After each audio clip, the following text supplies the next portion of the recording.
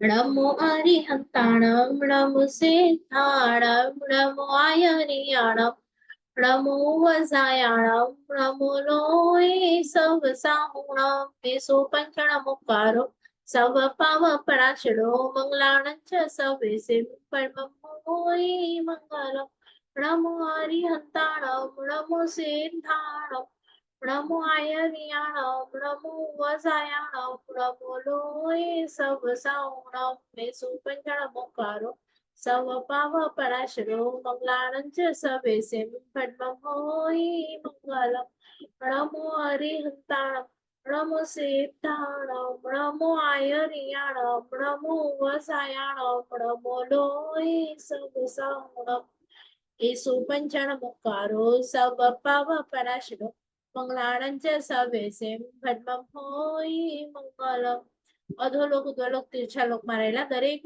ત્રસ જીવ સ્થાવર જીવને સુખ મળે, સાતા મળે, સમાધિ મરણ મળે, જલ્દી જલ્દી બધા જીવો મોક્ષે જાય એવી પ્રાર્થના. ચલો આજનો વર્ગ આપણે શરૂ કરીશું જીવ વિચારનો અને સ્ટાર્ટિંગમાં થોડું રિવિઝન લઈ લઈએ. કોણ કે છે લાસ્ટ ટાઈમ મેં 3 ટેબલ તમને લખવાના કીધા હતા, તો ન લખ્યા હોય તો બુકમાંથી જોઈને એકેન્દ્રિયના ભેદ કેટલા, જીવ વિચારમાં એકેન્દ્રિયના ભેદ કેટલા, તો કોણ કહેશે? માઇક અનમ્યુટ કરીને કહેજો.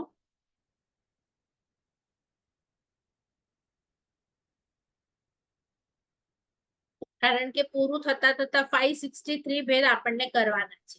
તો હમણાં એકેન્દ્રિય જોઈશું, પછી બેઇન્દ્રિય, તેઇન્દ્રિય, ચોરીન્દ્રિય, પછી પંચેન્દ્રિયમાં આપણે લાસ્ટ ટાઈમ નારકી જોયા. આજે આપણે આગળ ચાલીશું. તો પહેલા ભૂલાઈ ન જાય. હા બોલો અનિતાબેન, એકેન્દ્રિયના ભેદ. એકેન્દ્રિયના 22 ભેદ છે. હા. પૃથ્વીકાય, પર્યાપ્તા જીવ, પૃથ્વીકાય, અપકાય, તેવકાય, વાવકાય અને વનસ્પતિકાય. પર્યાપ્તા અને અપર્યાપ્તા છે. અને વનસ્પતિકાયમાં સાધારણ વનસ્પતિકાય, બાદર પર્યાપ્તા અને અપર્યાપ્તા છે. અને સૂક્ષ્મ ખાલી સૂક્ષ્મ નથી એમાં, એમ સૂક્ષ્મ છે. શું કહેવા માંગો છો? સૂક્ષ્મ નથી, બાદર જ વનસ્પતિકાય પર્યાપ્તા અને અપર્યાપ્તા છે. હા, એટલે તમારે કેવી રીતે કહેવાનું? પૃથ્વી, અપ, તેવું, વાયુ અને વનસ્પતિ એવી રીતે છે. પછી વનસ્પતિમાં 2 છે, પ્રત્યેક અને સાધારણ. બરાબર, આટલું પહેલા ટોટલ થવું જોઈએ. એમાં પણ સૂક્ષ્મ અને બાદર બધામાં છે, તો એકમાં નથી. તો પ્રત્યેક જે છે એમાં સૂક્ષ્મ નથી. બરાબર. હા, એટલે પૃથ્વીકાયમાં બાદર સૂક્ષ્મ, અપકાયમાં બાદર સૂક્ષ્મ, તેવકાય, વાયુકાય અને સાધારણ.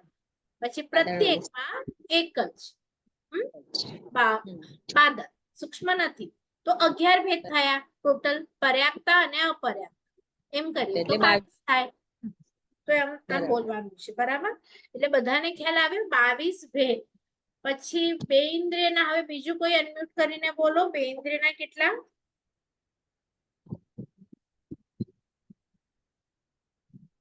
તમારું માઇક બંધ કરજો ને બીજા કોઈ ઓન કરીને બોલો.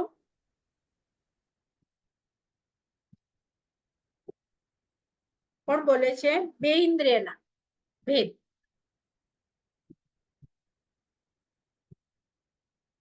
તમારી રીતે જ અનમ્યુટ કરો. કોઈને નથી ખ્યાલ બેઇન્દ્રિયના ભેદ કેટલા આપણે શીખ્યા? તેઇન્દ્રિયના શીખ્યા, ચોરિન્દ્રિયના શીખ્યા. લાસ્ટ ટાઈમ રિવિઝન કરેલું ને?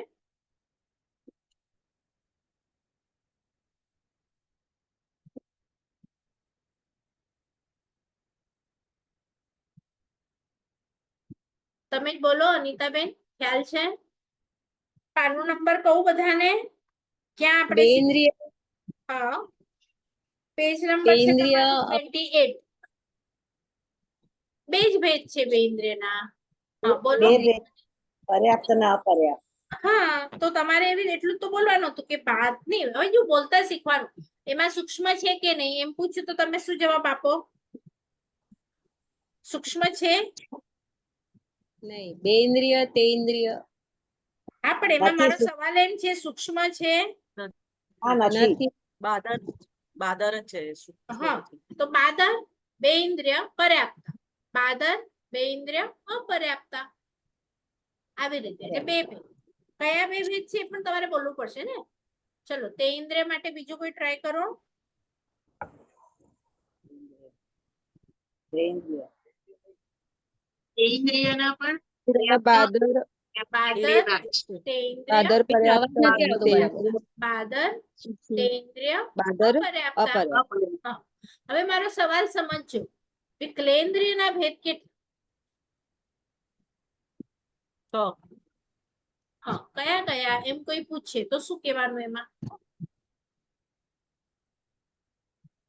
પ્રેન્દ્રિય બાદર બાદર ઇન્દ્રિય પર્યાપ્ત પર્યાપ્ત પ્રેન્દ્રિય બાદર અપર્યાપ્ત બાદર પછી તેન્દ્રિય નહીં બોલો બાદર બેઇન્દ્રિય પર્યાપ્તા એમ અથવા તો એમ કહેવાનું બાદર બેઇન્દ્રિય તેઇન્દ્રિય ચોરીન્દ્રિય અને બધાના પર્યાપ્તા અને અપર્યાપ્તા તો પણ 6 થઈ ગયા બરાબર શોર્ટમાં કેવું હોય તો ચલો પછી હવે આપણે તિર્યંજ પંચેન્દ્રિય તરફ જઈએ તો ખાલી પંચેન્દ્રિય હું કહું અને તિર્યંજ પંચેન્દ્રિય બંનેમાં ફરક છે તો જો પંચેન્દ્રિય ના પૂછું તો ગયા વખતે આપણે કરેલા નારકી એ પણ લેવાના દેવ પણ લેવાના મનુષ્ય અને તિર્યંજ બધા આવશે પણ હું ખાલી એમ પૂછું કે નારકીના ભેદ કેટલા તો કેટલા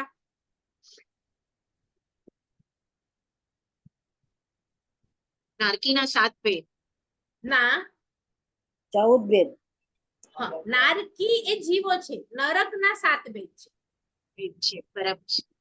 હા નરક 7 અને નારકીના જીવો પર્યાપ્તા અને અપર્યાપ્તા બંને હોય કુંભીમાં કોઈ હજી જન્મ લેતું હોય તો એ અપર્યાપ્તા છે તો એમને પણ આપણે કાઉન્ટ તો કરવા પડશે એમણે હજી પર્યાપ્તા પૂરી નથી કરી પર્યાપ્તી એટલે બહાર નથી આવી ગયા પણ કુંભીમાં તો છે જ અપર્યાપ્ત પણ છે હજી તો એવાને પણ કાઉન્ટ તો કરવાના એ નરકમાં આવી ગયા છે નહીં તો એમને ક્યાં કાઉન્ટ કરીશું આપણે બરાબર તો 14 છે 7 નરકના 14 અપર્યાપ્ત અને પર્યાપ્ત એમ મળીને 14 થાય છે બરાબર અથવા તમને કોઈ એમ પૂછે ત્રીજી નરકના જીવો કેટલા અથવા તો ભેદ કેટલા તો શું કહેવાનું ત્રીજી નરકના કેના ત્રીજી નરકના નામ શું અને ભેદ કયો બેન શું સવાલ શું છે બેન ત્રીજી નરકના જીવોનો ભેદ ત્રીજી નરકના બે જીવો ભેદ બે ભેદ બે ભેદ કયા નામ બોલો પર્યાપ્ત અને એ તો બધામાં જ વાલુકા છે પ્રભાવમાં પર્યાપ્ત હા તો ત્રીજી નરક નું કોઈ પૂછે તો ત્રીજી નરક નું નામ આવવું જોઈએ વાલુકા શીલા. પ્રભાવમાં બરાબર પાલુકા છે ત્રીજી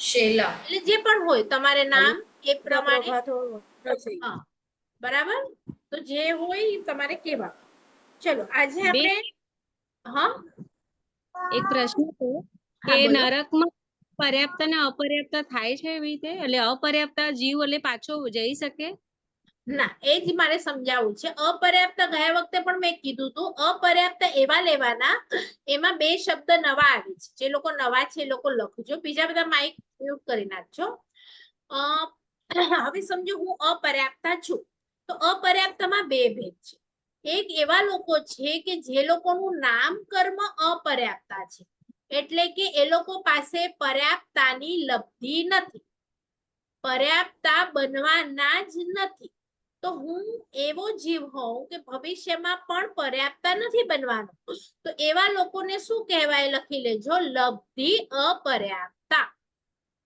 લબ્ધિ અપર્યાપ્તા એટલે કે એ લોકો ક્યારે પણ એટલે કે આ ભવમાં પર્યાપ્તા થવાના જ નથી અપર્યાપ્તપણે મૃત્યુ પામવાના છે હવે બીજો નામ આવે છે કરણ અપર્યાપ્તા એ કોણ હોય છે તો એમાં એવા લોકો છે કે જે લોકો પાસે લબ્ધિ પર્યાપ્તાની છે એટલે કે મારી પાસે નામ કર્મ પર્યાપ્તાનું છે તો હું આ ભવમાં પર્યાપ્તા થવાની છું પણ હમણાં સ્ટાર્ટિંગમાં જ્યારે મારો જીવ ત્યાં ગયો છે તો ત્યારે તો હું પર્યાપ્ત નહીં હોઉં આખી પારુલ તરીકે નહીં જાઉં તો સ્ટાર્ટિંગમાં તો હું અપર્યાપ્તપણે હોઈશ કે મારું ગ્રો થતું હશે ત્યારે તો એ જે ગ્રો થાય છે એ વખતે હું પર્યાપ્તા નથી અપર્યાપ્તા છું તો એને કહેવાય કરણ અપર્યાપ્તા તો કરણ અપર્યાપ્તાની વાત અહીંયા છે નરક અને દેવમાં એવું ન હોય મનુષ્યની જેવું કે કોઈક જીવ કુંભીમાં આવે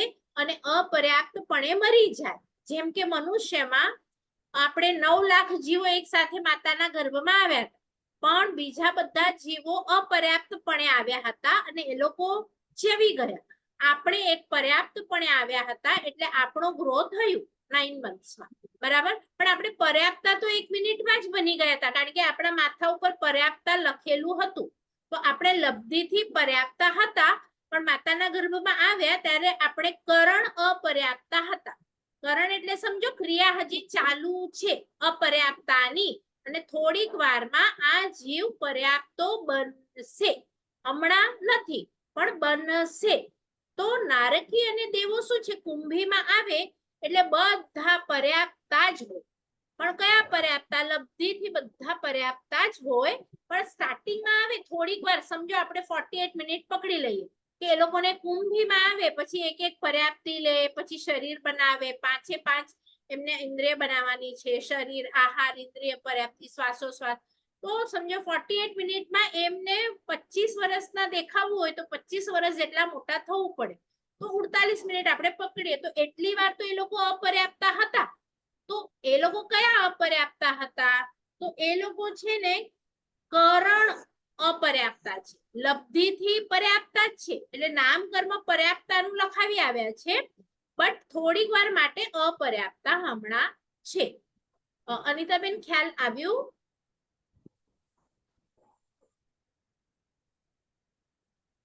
એટલે આપણે કહીએ ને કે ઢોકળા હમણાં બનવાના છે પણ હજી બન્યા નથી, તો એવી રીતે દેવ આખું બનવાનું છે. બેડ ઉપર છે, શૈયા નીચે છે, પણ દેવ 48 મિનિટ પછી બનીને બહાર આવશે. તો એક કમ્પલસરી પર્યાપ્તતા જ છે, પણ હમણાં થોડીક વાર માટે અપર્યાપ્તતા છે. જન્મે એટલી વાર સ્ટાર્ટિંગ એમ. તો એ વખતે કાઉન્ટિંગ થાય દેવલોકની કે કેટલા દેવો છે. તો અપર્યાપ્તતા જે જીવો હમણાં જન્મતા હોય બેડ ઉપર, એ લોકોને પણ કાઉન્ટ કરવા પડે. કુંભીમાં જે નારકી છે એ લોકોને પણ કાઉન્ટ કરવા પડે કે આટલા લોકો હમણાં જન્મી રહ્યા છે એમ. પણ બેન, તમે કીધું કે 9 લાખ જીવમાં એક જ જીવ પર્યાપ્તતા કરે, બાકી અપર્યાપ્તતા હોય, તો હા. એ 3 પર્યાપ્તતા તો કરશે તો પણ જીવ. 3 પર્યાપ્તી પૂરી કરશે, પણ પંચેન્દ્રિય માટે 6 કમ્પલસરી છે, એટલે એ લોકો અપર્યાપ્તતા, એટલે 4 પૂરી કર્યા વગર મરે એ લોકો બધા અપર્યાપ્ત. 3 પૂરી કરશે પણ 6 કરે એને પર્યાપ્તતા કહીશું આપણે. 4 પૂરી કરે નારકીના ને તો જીવમાં બી પણ એ જ હોય પર્યાપ્તતા. કે 3? હા? શું? નારકીના જીવોમાં હા. જે આપણે નારકીમાં તમે કીધું ત્યારે કે પર્યાપ્તતા પણ છે ને અપર્યાપ્તતા છે, તો હા. અપર્યાપ્તતા એ 3 પર્યાપ્તી કરશે કે 4 પર્યાપ્તી પૂરી નહીં, કરશે? એ બધા 6 જ કરશે કમ્પલસરી. થોડીક વારમાં 6 જ કરશે જ. કોઈ પણ 4 પૂરી કરશે અને અટકશે એવું નથી, બધા 6 પૂરી જ કરશે. એટલે જ મેં કીધું એ લોકો લબ્ધિથી અપર્યાપ્તતા નથી, એ લોકો લબ્ધિથી પર્યાપ્તતા જ છે. એટલે નામ કર્મ કયું લખાવી આવ્યા છે? પર્યાપ્તતાનું લખાવી આવ્યા છે. પણ હમણાં થોડીક વાર પ્રોસીજર ચાલુ છે એટલે એ લોકો અપર્યાપ્તતા છે, બસ. તો એને કરણ અપર્યાપ્તતા કહેવાય. કરણ અપર્યાપ્તતા 6 પૂરી કરે. જે પર્યાપ્તી જીવ છે નારકીનું, એ તો વૈક્રિય શરીર જ બનાવશે ને? 1 મિનિટ, હા, 1 મિનિટ.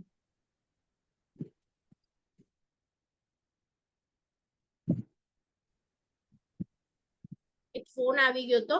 હા, બોલો, શું કહેતા હતા અનિતાબેન? હા બેન, અવાજ આવે છે? હા, આવે છે. હા, હું કહેતી હતી કે નારકીના જીવો જે પર્યાપ્તી જાય છે, જે જીવ, હા. એ વૈક્રિય શરીર જ બનાવે છે ને પોતાનું. એમને વૈક્રિય શરીર જ હોય ને નારકીના હા, જીવોનું? હા, હા, હા. 6 પર્યાપ્તીમાં આપણે આહાર ઔદારિક બનાવીએ, એ લોકો વૈક્રિય બનાવે શરીર પર્યાપ્તીમાં. પણ પંચેન્દ્રિય બધા તો 6 જ કરે ને. હા, 6 કરે તો એ લોકોનું શરીર તો વૈક્રિય છે, એટલે વૈક્રિય શરીર જ બનશે એ લોકોનું. હા, હા, તો હા, હા. હા, તો આપણે કેમ જેમ મનુષ્યમાં તમે કીધું 9 લાખ જીવો પેલા થાય, હા, પછી હા, એમાંથી એક હા, કરે, હા, હા. એવી રીતે નારકીમાં એક સાથે કેટલા જીવ સાથે જાય આમ?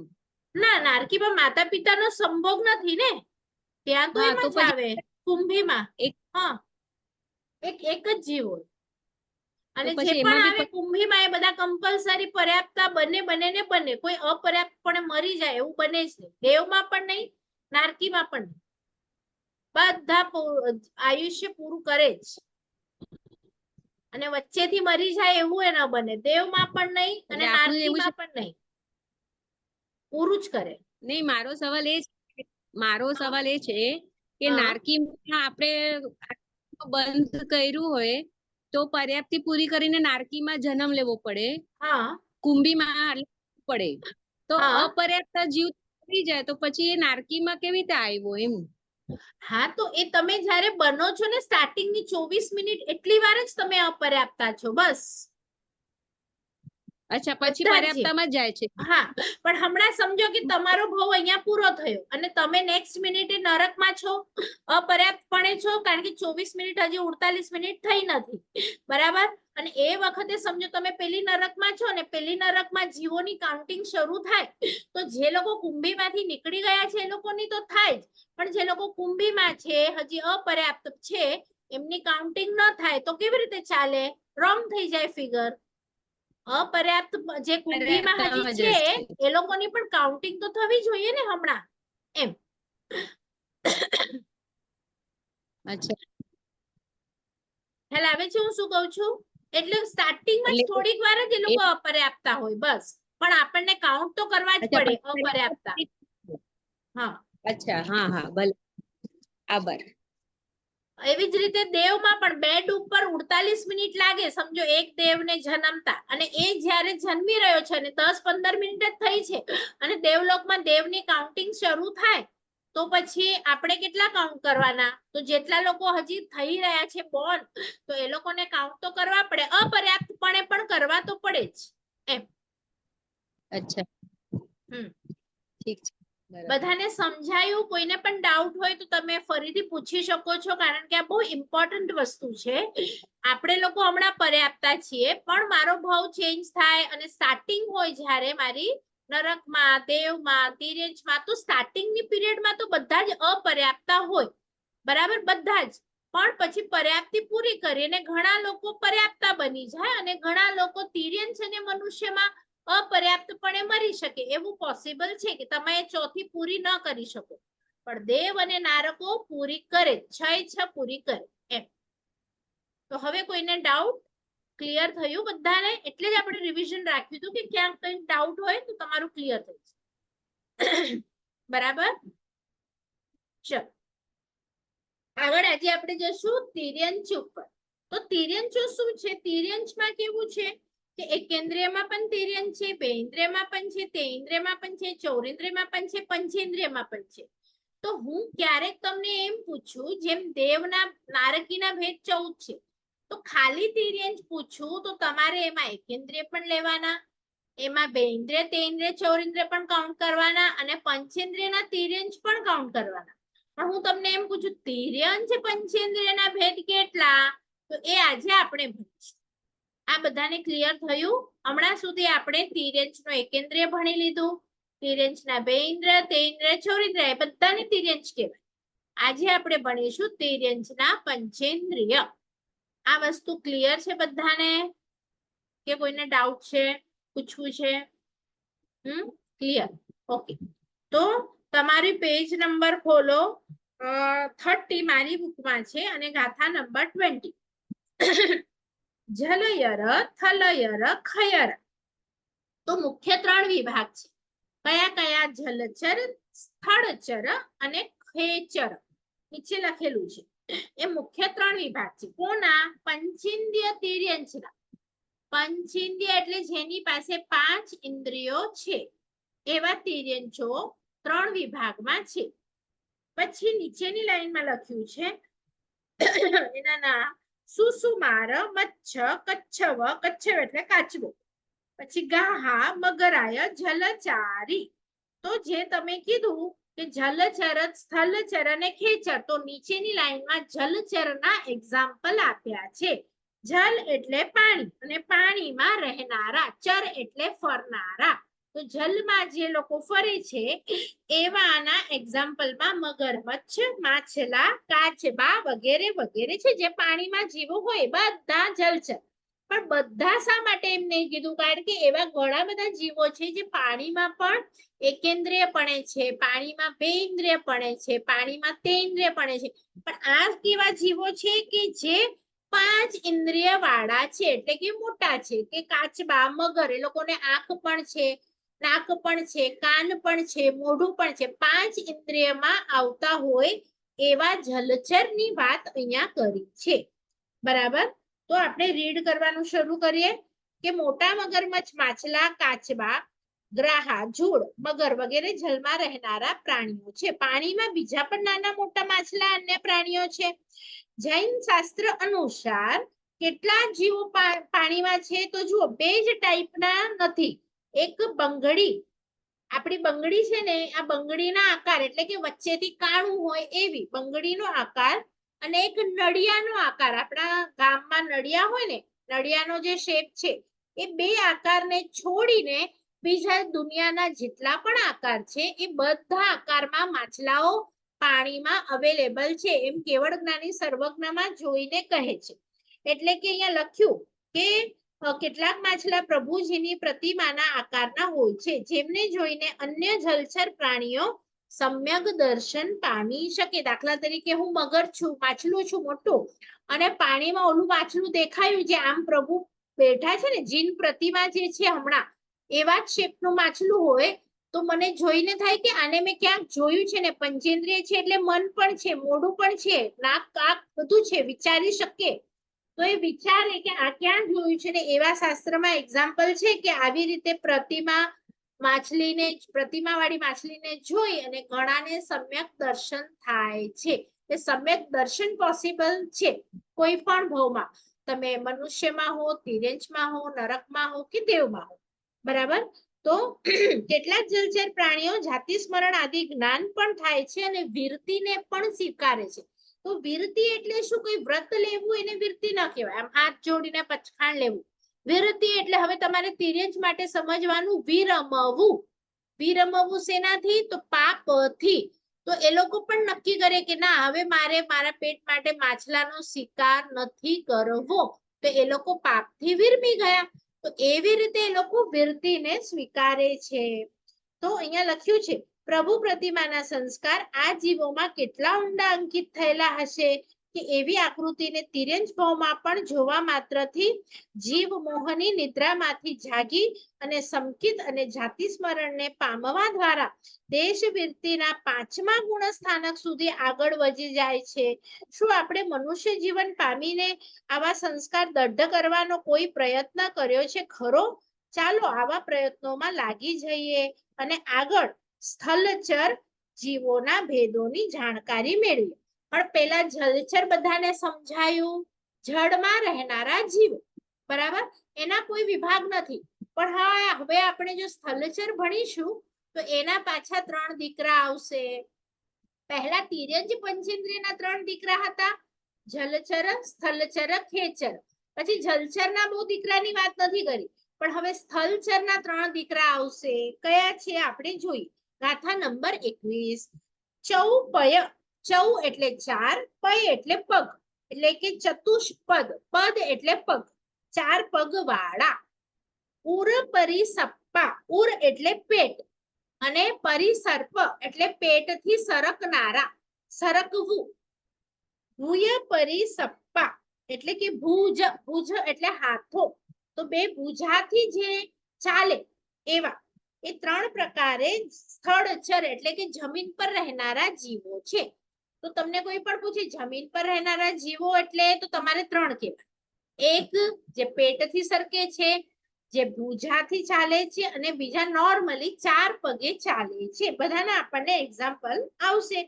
તો જેવી રીતે નીચે લખ્યું છે ગો એટલે કે ગાય, તો ગાય ચૌપયનું એક્ઝામ્પલ છે, 4 પગ વાળી.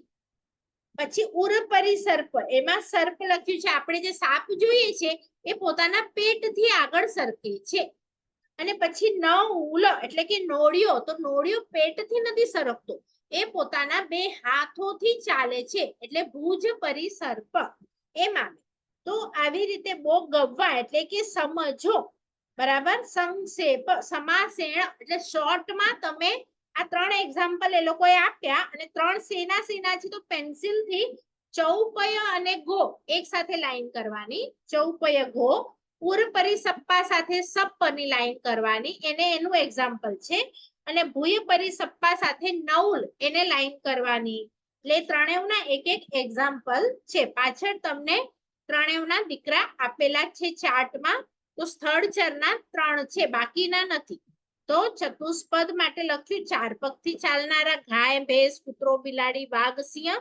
પૂર પરિસપ્પા લખ્યું પેટથી ચાલનારા સર્પ, અજગર, નાગ વગેરે, અને ભુજાથી ચાલનારા નોળિયો, ઉંદર, ખિસકોલી, ગરોળી વગેરે. તો આ ત્રણના એક્ઝામ્પલ તમને પાછળ આપ્યા છે. હવે ફરીથી પેરેગ્રાફ વાંચીએ. આ બધા જીવોનો સમાવેશ સ્થળચર, તિર્યંચ, પંચેન્દ્રિયમાં થાય છે.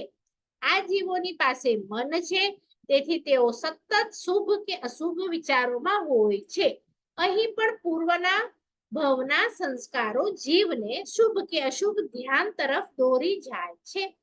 આ ભવમાં પણ ધાર્મિક નિમિત્તો પૂર્વ ભવના સંસ્કારોની સહાયતાથી જીવને ઉત્થાનના માર્ગે આગળ ધપાવે છે. જો આને તમે એકદમ સમજો કે કોને આવું જાતિ સ્મરણ ત્યાં થઈ શકે, તો જેનું આ ભવમાં હમણાં એકદમ ગાઢ હોય, તો તમને લાગે છે કે આ ભવમાં આપણે જે મહેનત કરી રહ્યા છીએ આપણા સંસ્કારોને ગાઢ બનાવવા માટે કરી રહ્યા છીએ.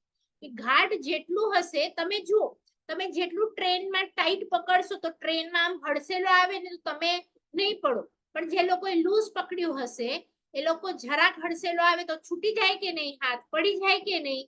તો એમ આપણા સંસ્કારો જો તમે એક જ લેવલ, એકદમ પાતળા લેવલના રાખ્યા હશે, સમજો મેં કોઈક વસ્તુ એક વખત વિચાર, તો એનો મારી આત્મા સાથેનો સંયોગ એકદમ પતલો છે. પણ એક વસ્તુને જો હું રોજે રોજે વિચારું તો એ ઘટ્ટ થઈ જાય. હવે સમજો કે તમારું નામ, તમે 1 મહિનો 2 મહિનો સમજો કે બીમાર હતા, કોમામાં હતા, ઉઠીને પણ તમને જો યાદશક્તિ હોય તો તમારું નામ તમે નહીં ભૂલો, તમે સ્ત્રી છો કે પુરુષ એ તમે નહીં ભૂલો. તો એવી રીતે એ કેટલું ગાઢ છે. પણ તમે કોઈકને હવે 10 વર્ષ પહેલા જરાક 2 મિનિટ માટે મળેલા, તો એને તમે એટલું યાદ નહીં રાખો. કેમ? કારણ કે એના સંસ્કાર તમારા આત્મા ઉપર બહુ ઘેરા નથી.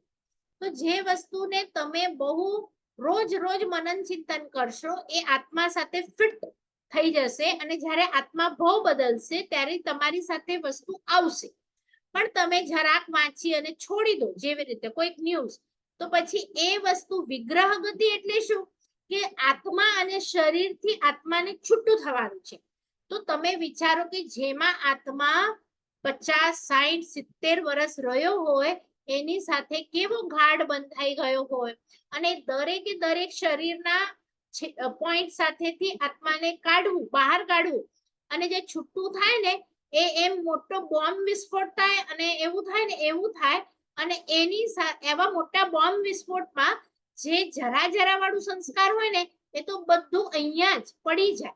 અને જે એકદમ ગાઢ હોય, જેને તમે 20, 25, 50, 100 વખત ઘૂંટો, એ જ વસ્તુ તમારી સાથે નેક્સ્ટ ભવમાં આવી જાય. તો મોહના સંસ્કાર અનંત ભવના ઘણા ગાઢ ઘૂંટાયેલા છે કે આ મારું છે, આપણું હોય, કોઈને આપવાનું નહીં, અને બીજા બધા આપણા નથી, એને નહીં આપવાનું.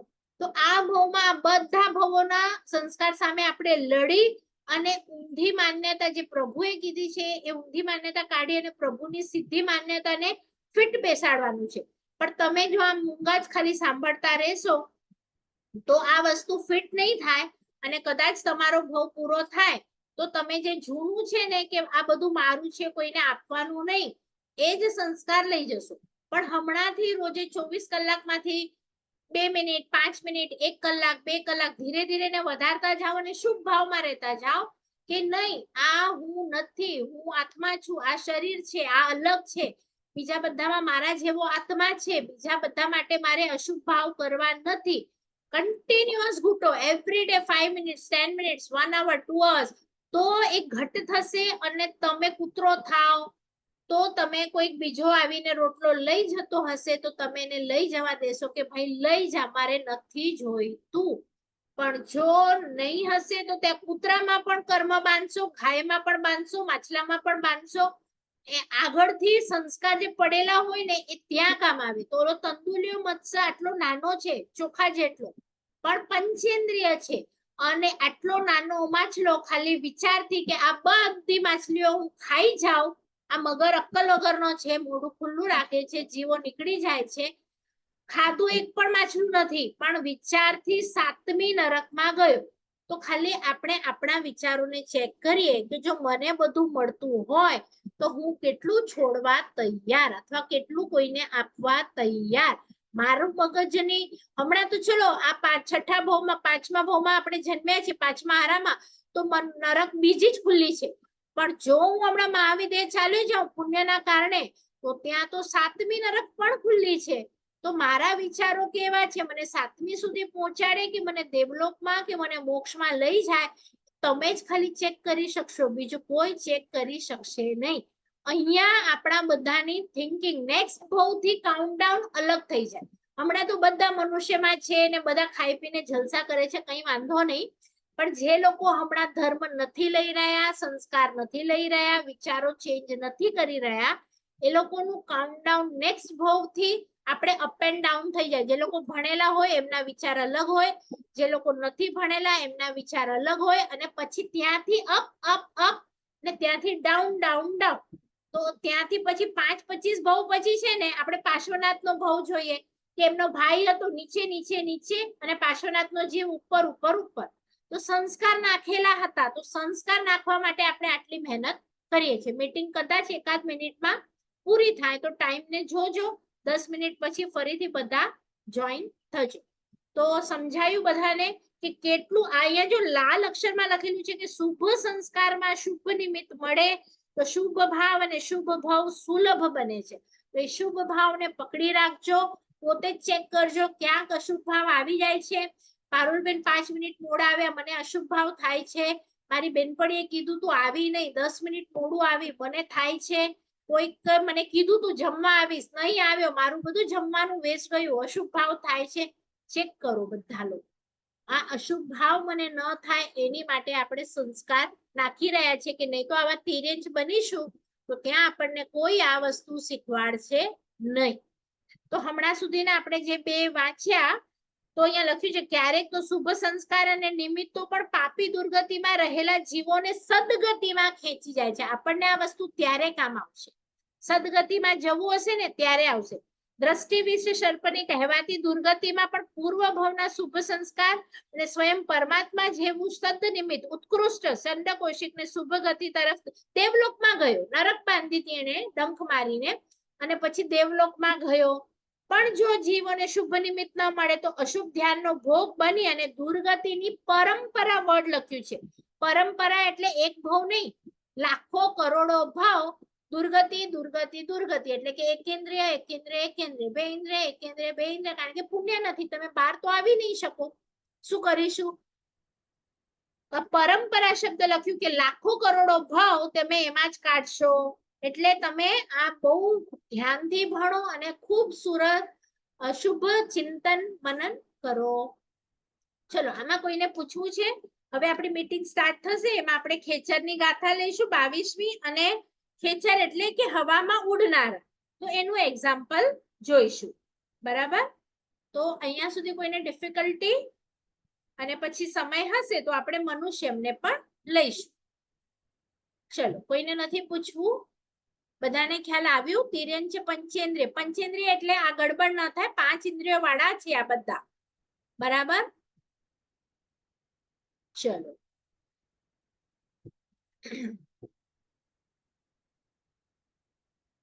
કોઈએ ગાથા પાકી કરી છે તો નેક્સ્ટ મીટિંગ સ્ટાર્ટ થાય તો પેલી બીજી આપજો.